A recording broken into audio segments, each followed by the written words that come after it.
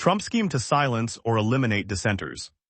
Trump is setting up a standard dictator fear tactic to suppress or eliminate opposition to consolidate his absolute power. It starts with doing a deal to use the prisons of El Salvador's president Nay-eeb Bu-kellay and inviting him to the White House, showing clearly his intentions for all to see.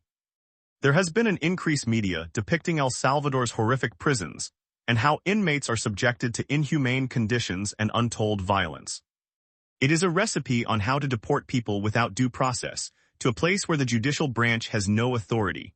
It will start with hardened criminals and then to the dissenters by cleverly lowering the bar as to what is the prerequisite crime. The major networks have unwittingly participated by showing the so-called gang members being chained and sent abroad. The message to dissenters is clear: you will be nabbed from the street and sent abroad to a terrible prison, and nobody can do anything about it. An example was purposely made with Kilmar Abrigo Garcia's case, a Maryland resident with no criminal charges.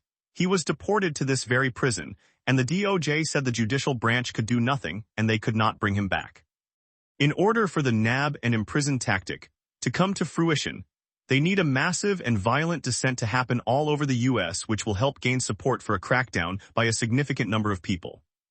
To create the necessary environment, Trump is intentionally collapsing the market through tariffs, randomly firing government employees, including vets, defaming judges, openly defying court orders, not receiving deceased military personnel from overseas, the Gaza real estate debacle, and sending government departments into chaos is all part of the grand scheme.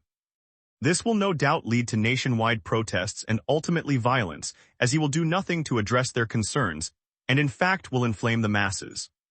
His desire for violence is evident in his response to the burning Teslas, where he consistently uses the word terrorists and does not call for a de-escalation in violence. The road to dictatorship is fear and control, not stability and prosperity. All that we have to do to know that this is happening is to look at how Putin and other dictators like Joseph Stalin, Augusto Pinochet, Nicolás Maduro, and Daniel Ortega used this very same fear tactic to consolidate their power and imprison dissenters who failed to submit to their rule.